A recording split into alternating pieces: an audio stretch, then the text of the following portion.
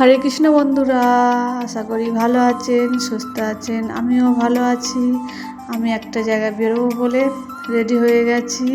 তাড়াতাড়ি কাজ বাজ সেরে রান্না বান্না গুছিয়ে তারপরে আমি রেডি হয়ে গেছি। আর আমার সঙ্গে শুভমায়ের বাবা আর শুভমায়ের দিদি তিনজনে মিলে বেরোবো, ওই জন্য রেডি হয়ে গেছি। খুব তাড়াতাড়ি করে রান্না বান্না সেরেছি। দেখুন, অন্ন বসিয়ে দিয়েছি আর ওদিকে আলু প্রেসারে সিটি মেরে নিচ্ছি। আর এখানে হচ্ছে সাঞ্চে শাক বলি আমরা, সাঞ্চে শাক তুলে নিয়ে আসা হয়েছিল ঘরের সবজি।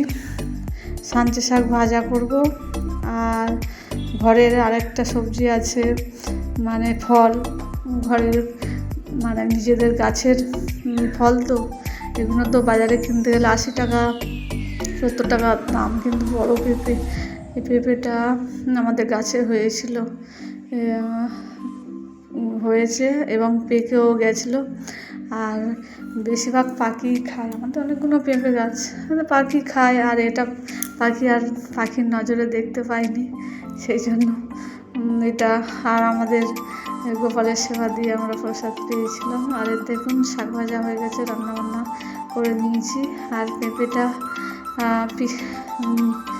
দেখুন কি সুন্দর, একদম কালো কালো হয়ে গেছে দানাটা, গাছে পেকেছে তো, সেই জন্য।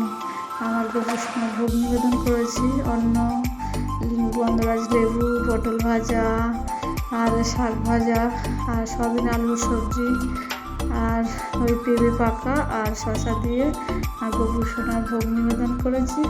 তারপরে ওখান থেকে এসে আর মুখ ধুয়ে তারপরে প্রসাদ পেতে বসেছি। সবাই প্রসাদ পাচ্ছে আর আমিও প্রসাদ পাচ্ছি।